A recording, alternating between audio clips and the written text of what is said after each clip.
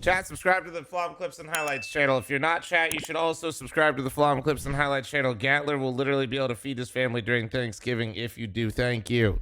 OG benched IGL Christian is close to signing with Heroic to replace Linus or LNZ or what? Linus. That's what we're tight like that. I'm calling him Linus. He's moved to the bench with Nikados on OG. If you guys were unaware, basically, Cadian's kind of large like me. So, like, they had to bench 2 people to bring in Cadian. So, they had to get rid of the IGL and the op to make space for Cadian because he's very thick. But, yeah, all jokes aside about Cadian being as fat as me and taking up 2 spots on a roster. Like, I don't know, Christian always seemed like a decent piece. I mean, he's a young IGL. Like, it's fun to see, like, how some of these guys develop.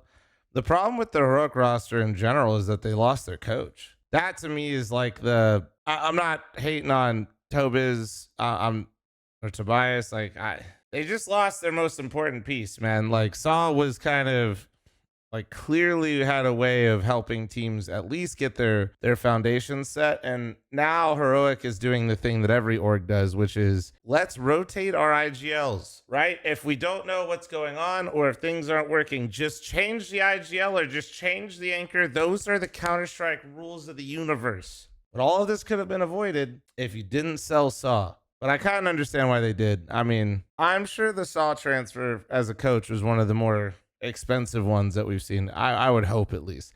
I would hope that they got a lot of money for that. That being said, I do like the idea that they're still targeting like a younger player instead of like just recycle. So now you got a 19-year-old, 20-year-old, 21-year-old, 22-year-old, and 18-year-old. Like they clearly got a young project here where they could build together and hopefully have similar goals aligned.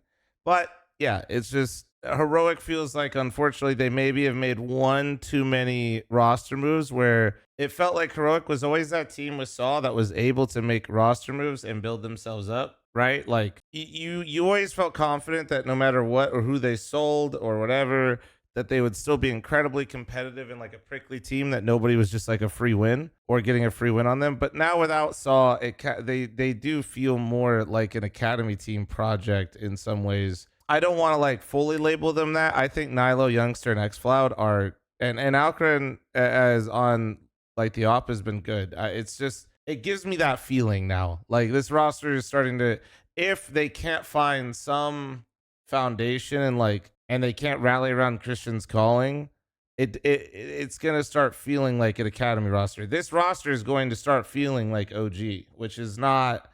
I'm really not trying to knock on any orgs here, but that is kind of like, to me, what it'll feel like is kind of just like a stepping stone Oregon team.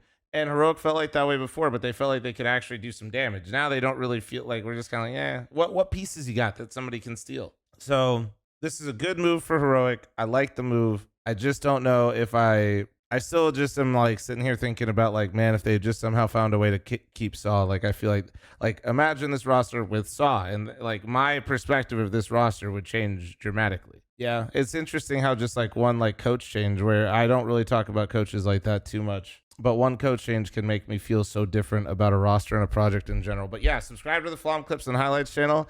Do you guys think that this version of Heroic will be top 15? Let me know in the comments.